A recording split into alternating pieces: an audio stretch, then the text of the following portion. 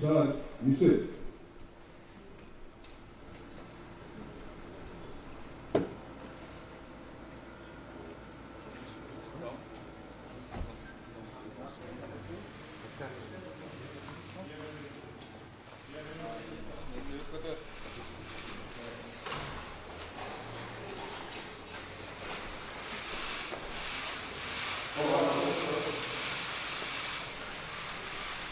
Заместитель председателя Кабинета министров Туркменистана Абанапесов Нурмухамед Какабаевич.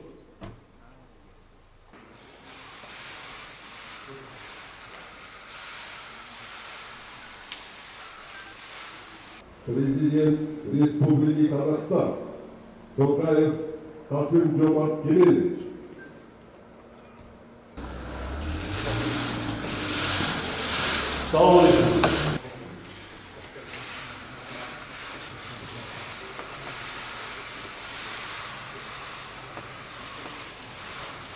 Президент Республики Таджикистан Рахмон Эмомали Шарипович.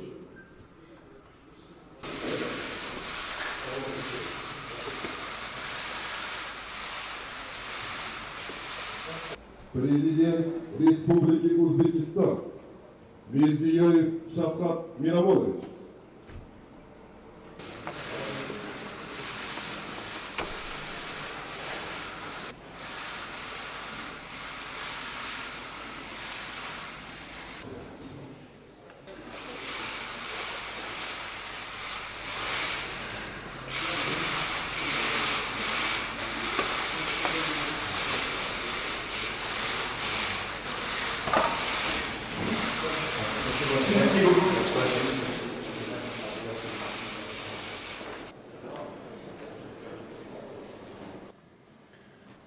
Уважаемый господин Мишель, уважаемый Касым-Жомарт Кемелевич, уважаемый Эмомали Шарипович, уважаемый Шавкат Мирамонович, уважаемый Нурмухамед Какабаевич.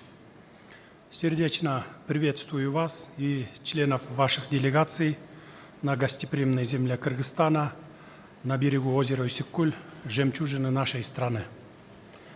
Искренне рад нашей очередной встрече в формате Центральная Азия, Европейский Союз. Весьма признателен уважаемым коллегам за поддержку нашей инициативы о проведении второй встречи в Кыргызстане.